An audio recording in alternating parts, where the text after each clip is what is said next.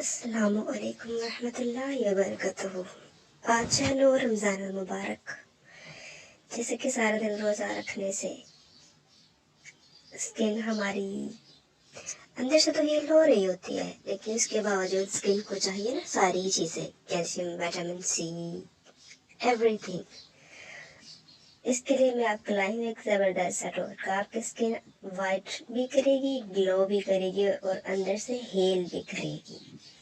जी हाँ, आपने क्या करना है इस हीलिंग के लिए?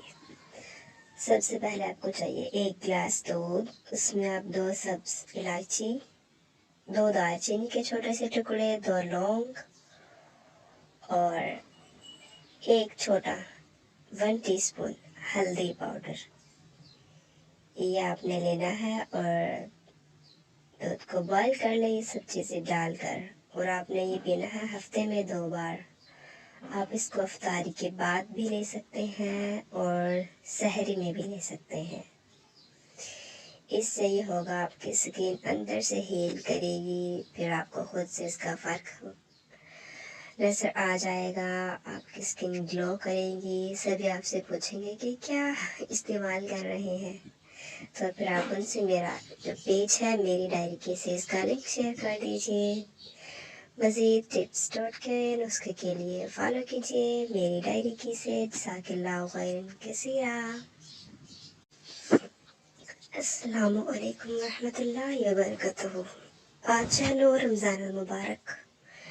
जैसे कि सारा दिन रोज़ा रखने से स्किन हमारी अंदर से तो हील हो रही होती है, लेकिन इसके बावजूद स्किन को चाहिए ना सारी चीज़ें, कैल्शियम, विटामिन सी, एवरीथिंग।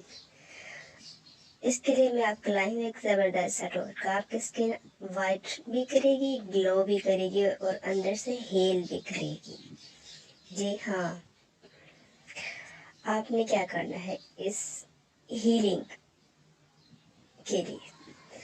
सबसे पहले आपको चाहिए 1 गिलास दूध, उसमें आप 2 सब्ज इलायची, 2 दालचीनी के छोटे से टुकड़े, 2 लौंग और 1 छोटा 1 टीस्पून हल्दी पाउडर, ये आपने लेना है। और दूध को बॉईल कर ले ये सब चीज़ें डालकर, और आपने ये पीना है हफ्ते में 2 बार। आप इसको इफ्तारी के बाद भी ले सकते हैं और सहरी में भी ले सकते हैं। इससे ये होगा आपकी स्किन अंदर से हील करेगी, फिर आपको खुद से इसका फ़र्क